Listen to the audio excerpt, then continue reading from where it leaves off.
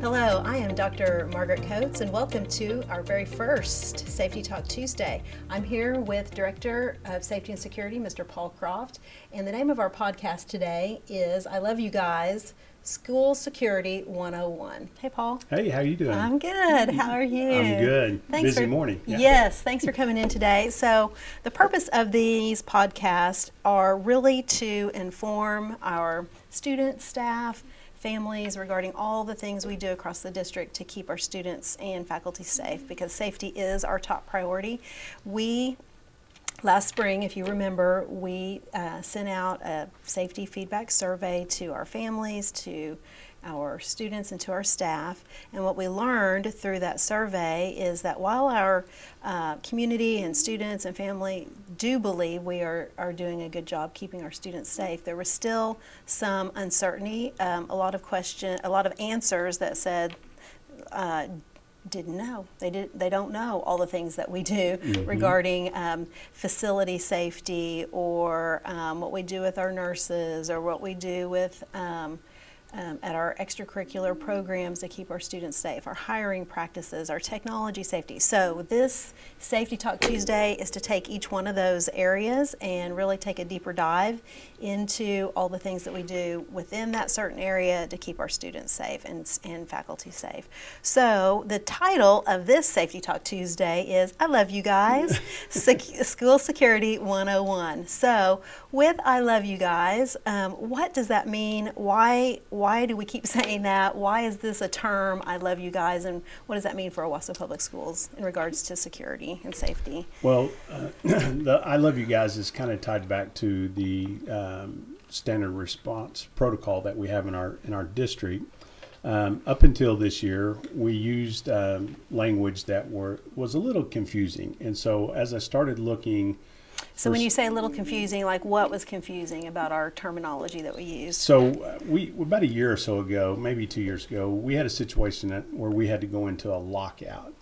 And we did a lockout, and within a couple of minutes of doing that lockout, it was spread through everywhere that we were in a lockdown. So what's the difference? What was the difference between a lockout and a lockdown? So when we go into a lockout, it is securing our exterior doors.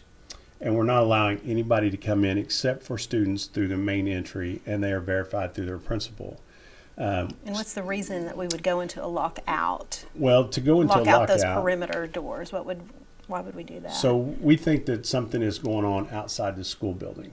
Could be across the street. It could be the police department is serving some kind of a search warrant, or we may have a domestic or something going on outside the school that really doesn't affect us. Like a traffic stop and someone runs out of their car and they run away, and so we've got to make sure that they don't get inside the building. Exactly. And so one of the things that happened is we had a traffic stop right outside the high school in between East and West Campus. And so we went into a lockout just to secure it until the scene was clear. And next thing you know, we're getting calls from news station that we're in a lockdown, which means serious business in school. That means there's an intruder inside getting ready to do something bad. And so I started looking, got with Kerwin, our assistant superintendent, who is over me, and just said, hey, there's got to be something out there that we can use that might help us. And so as we started attending some meetings and conferences, I started seeing this program, I Love You Guys, and the more I got to looking at it, I thought, man, that is just something that clears everything up for us. And the language is easy to understand, and there's training videos there, and there's training material. And so it just fit, and we looked at it for a year. And then we got comfortable enough to say, hey, let's take it to the principals and see if they're interested. And sure enough, we took it to them, and they were like, yeah, we think that'd be good. And then the next step was taking it to the SROs and the Owasso Police Department to make sure that they were on board with it.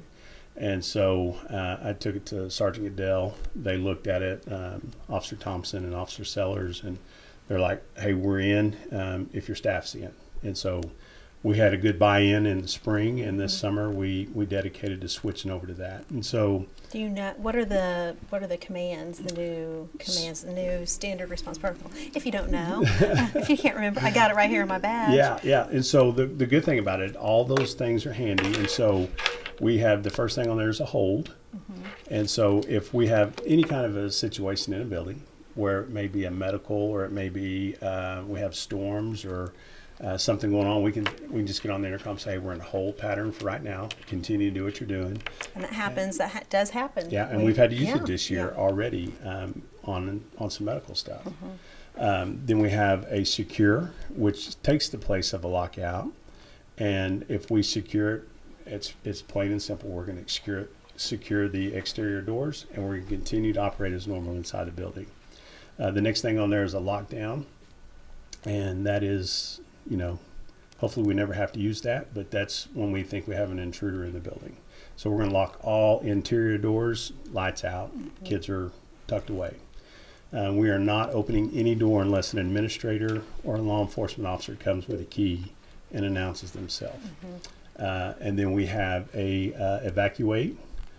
If we have something as simple as, maybe a gas leak or something in the building, some kind of, threat or something that we need to get out, we can evacuate the building and take them, fire drill. And that evacuate will tie into the reunification possibly at some point if we have to take our students off campus. And then the last deal on there is shelter. So severe weather or something like that coming in. So it kind of clears it up, and it's pretty direct in what we're doing in those situations. And so every teacher, it's my understanding that really everyone in the district has one of these posters in their office or in their classroom, so everyone knows those 5 commands. Yeah, we put one in every classroom, and there's several throughout the building because we understand that not only faculty and staff and students are in our building, but we also have visitors and patrons that come in during events, subs. And so we understand there's other people in our buildings during the day that may not know what to do if they're going to the PAC for an event. So if they see it in the hallway, they'll have some kind of understanding. And the other thing with that is it's very clear language on what to do in the situation. It tells the students what to do, and it tells the faculty what to do. I love having this just at my fingertips, and the command of secure is a lot more clear than lockout and lockdown, so I like that. Yeah, I think secure cleans it up a little bit for our kids as well. It's not as serious as a lockdown, but they understand something may be going on outside. So it's not in our building. I really do think that it's going to help us. We're going to memorize it. We're going to get better and better with it as we proceed, but it's already, like you said, we've already used it. The language is clear, so really appreciate it. And one last thing before we move on to other security, the name of it came from a very serious situation that happened in Kentucky, I believe was the school. And it was a lockdown situation for that school district, and there was an intruder in the building, and kids were texting. And so the young lady that texted her parents, her last text to her parents was, "I love you guys." And then she ended up getting shot and didn't make it through. It's just horrible. And it was horrible. And her mom and dad didn't want her to go unknown, or her legacy was going to be helping other schools. Just wanted to do something. And so mom and dad came up with this, and it came from her last text was, "I love you guys." And so it kind of hit home once I found that out as well. So anyways, that's where that came from. Lots of literature and lots of information and resources come with this too, and it's all for free. And it's all free. Yeah, so it's really nice to pass that on in her legacy and in her memory. So again, appreciate all the hard work going into that. So other topics with regard to security in your realm and umbrella is access control to buildings.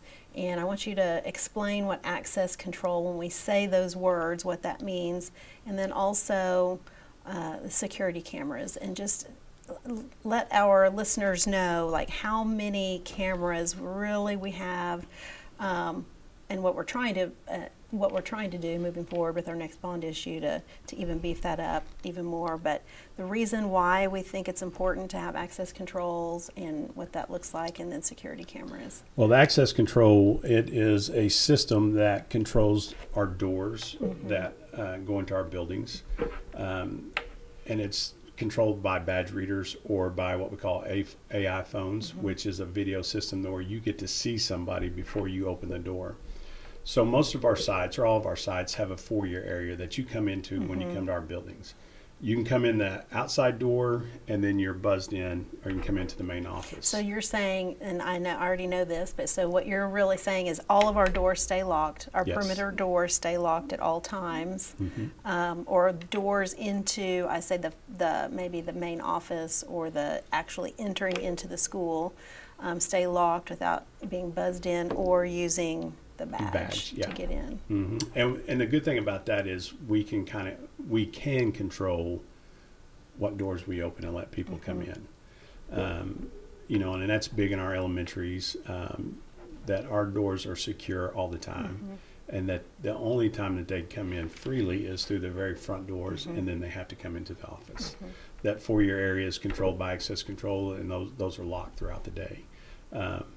The other thing that the access control is tied to, as you mentioned a while ago, is our cameras. And so when I took over, and it's hard to believe I'm starting my 5th year in this role. Paul, that's awesome. That's amazing. Well, Can't believe 5 years. It goes by fast. It doesn't does, it? and we Yeah. got started with COVID. So 2020 was a year that we just sat back and just tried to make it through. Yeah.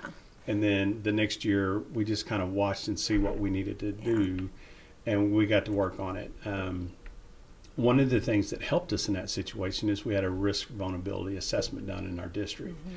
And I ordered that done in January, and then in April of that same year, the governor came out and made it mandated that all districts have it. Well, we got to jump on it and got it done before they did. And so some of the things that were recommended in that is cameras, cleaning up around your buildings where you get brush and trees out of the line side Probably of better windows. lighting. Security lighting in the parking lots, signage put up. And so those are some of the things that we are addressing it and working at. But one of the main things that we're looking at too is I just started getting bids on safety film for our district and all of our buildings. And what is this safety film? What does that do? So it's a shatterproof film that goes on top of the glass. What I was looking at had about a 13-minute breakthrough time on that safety So film. what that means, like if someone shoots at the glass, it'll keep someone from being able to penetrate the glass. Yeah, so what that'll do is keep it from shattering. Okay. A bullet will penetrate through, but it doesn't go anywhere. The glass doesn't shatter, and you can still take a baseball bat and beat on it, and it's going to take you a while to get there. The good thing about Owasso, for most of our sites, we're going to have a response in town of under 3 to 4 minutes from our police So department. 13 minutes, we're going to have police there, We a will. response there before that 13 minutes is Yeah. up. And to go hand in hand with that is our SROs that are assigned to our school district through Owasso Police Department. And those guys have been tremendous assets for our district, not only for the security side of it, but also to help working, whether it be a child custody case or a DHS call or things of that nature that they also assist our principals in daily. Now, last year, I think was our first year that we went to our hybrid model of having an additional security in our building. So for years, Owasso, probably 20 years, we've had SROs, which are school resource officers. And you again started doing more research. You knew that we needed to have more security personnel.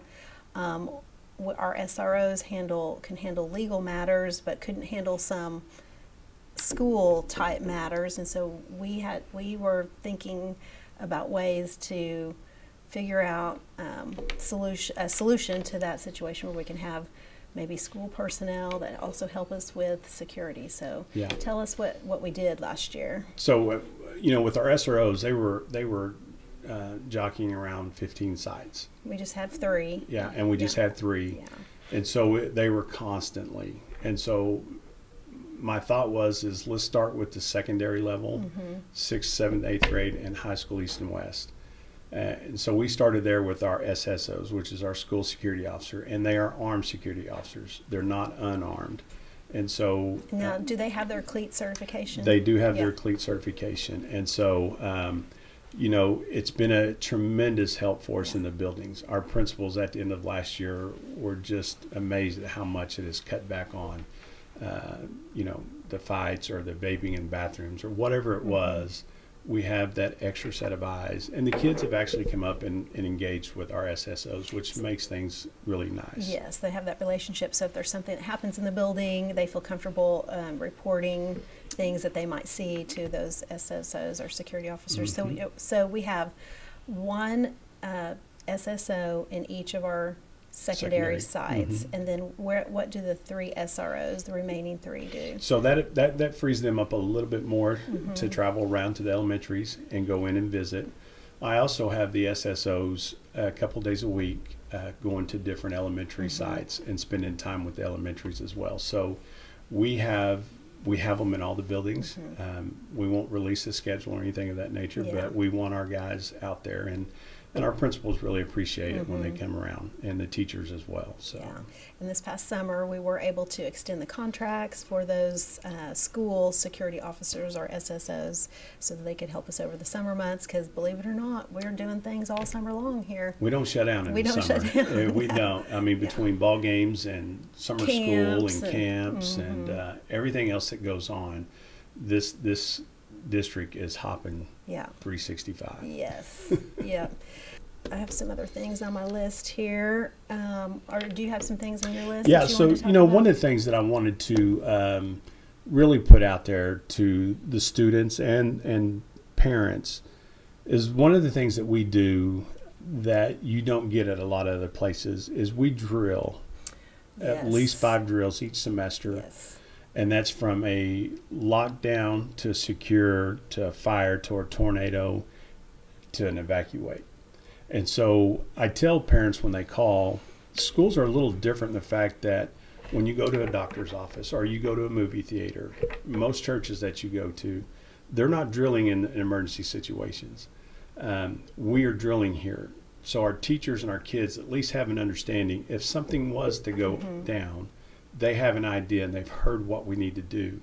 And so they hear it from kindergarten all the way until they graduate. And so by the time they leave here, they've done several drills and understand what we're doing in this school. And so that helps with a little bit of a comfort level that they know what to do. And the other thing with me starting in this role, I get to go around and see all the buildings all the time. And if a teacher stops and asks, hey, if I'm out on the playground and something happens and we hit a lockdown, are we supposed to go back in the building? And the answer is no. Take those kids and leave. We'll find you when we get there. And so so those are the things that have been really helpful for our school sites. And when we drill, we take it serious and we do it, and that's the other good thing. Our SROs, Caleb Thompson is really good at it, and Travis. They make sure that they slow down and take their time and do things right. And so I just, that's big for our district. Yeah, you want to practice right, doing it correctly, because in a time of high emotion and when something for real, something is really happening, you're not gonna. You want to make sure that you've had that practice in place. And you mentioned our SROs. Do any of our SROs have a canine and we use a canine to do anything in the district? Yeah, and so when we do our contract with the city, we also do a contract for the canines. And so we will bring those dogs, we'll tour some buildings and sites or parking lots or whatever we need. I know before home football games, for instance, we'll bring a different canine in and we do a bomb sweep. We do any kind of a sweep with them. We try to get a layout of what everything looked like in case we get a call and say, hey, there's something. Then we will immediately retrace and start looking to see if there's something different, if something was to go down. So we've partnered well with the Highway Patrol and other law enforcement agencies in the area as well. So when we bring the canines into school, what are they trying to sniff out? What are they trying to find? Well, a lot of the canine dogs are more the drug dogs, if you will. Yeah. And so they are not attack dogs. They love the kids just as much as we do. But they're here to work. But they can tell a few more things that we can't. So so they're here for that reason. They're not aggressive dogs by no means. They're not the ones that are going to scratch on your car if something's found. So that part I like. A lot. So, we talked a little bit about cameras a while ago. In the district, we're well over 350 cameras and growing. One of the biggest projects that I did last summer was I just wanted to make sure that we had more exterior cameras on all of our elementaries, because we wanted to see where those kids were going when they left our building. Did they get in the pickup car line? Did they get on a bus? Did they walk away from campus? And so there's more we need to do, but we're way ahead of where we're at. And so the exterior cameras that we have around our elementaries, all 9 of them got updates, have been big help for us, looking to see what's going on. Are there monitors? Is there like a central command that can see all the different schools and all the... There's a select few of us that can see the whole district, Okay. but all the principals in their building get their campus. So they don't need to worry about what's going on other campuses. They're busy enough as it is. Some of them will have a live feed on their camera, on their computer, because we have dual monitors, and it gives them a chance just to see what's going on in the hall. But yeah, each principal has their own school site. This next bond issue, we hope to push forward for a vote in February of 2025. Will help us to that end to get the more equipment and things that we need to keep our buildings safe. Yeah, and I appreciate that, because I do take this job serious, and it's something that I have a passion for. I like trying to solve issues and make sure people are here to have a good time and safe doing it. But what I'll tell you on our bond issue is we depend on those for those upgrades. Yeah. One of the things we talked about was the safety film. The other thing that we're trying to do in our district is all of our nurses. We have 10 RN nurses that's in our department as well. And we have radios at every site. And so in order to tie them all in, we need to add another repeater. We have 3 in the district now, and it works good, but we really need to have another one to really lock everybody in, because our SROs and our nurses are on the same radio station. So that's one thing that we're looking at on this next bond as well, with that safety And how film. much do those one radio? How much does one radio? One cost? one handheld radio is $1,480 $1,480. right now. So A repeater is $80,000. $80,000, Yeah. and so those are capital expenditures. Those are things that we can use bond funding for. Yes. So we feel fortunate that we're able to have those bond dollars to be able to do those things. So looking forward to the next election or next cycle so that we can get more funding to get more equipment. Yep. All right. Any final words regarding district safety and security? Yeah, there's a couple of things. So one of the things that I'd like to mention is that we have a great relationship with OPD.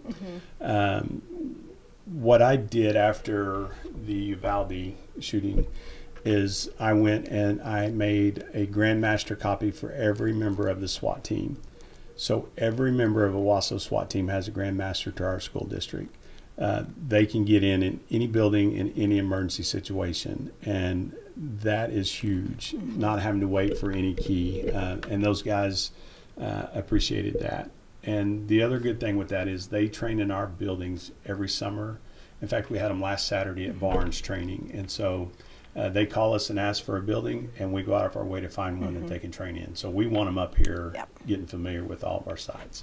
And so that's one good thing with that partnership is we'll do whatever we can to get them places to train. Yeah, we definitely appreciate their partnership, especially not only Owasso Police Department, but our Highway Patrol and just any of our county officers. All of our law enforcement officers work so well with us in the school, and so we are grateful. Yeah, for them. absolutely. And I'm part of the Northeast Oklahoma Law Enforcement Agency, and we meet about once a month, and we go to different sites, but there's over 50, 60 agencies there that show up every month, and they're there for a resource for us. And so I've used them a couple of times. So it's good getting out and being involved with those agencies. Yeah, that's awesome. The other thing that I'd like to mention before we get off here is a couple of weeks ago, Jordan Corfidge and I came up with a form that we wanted to make, and Rochelle Roberts made it happen. And so it's called the Safety Quick Tip Form.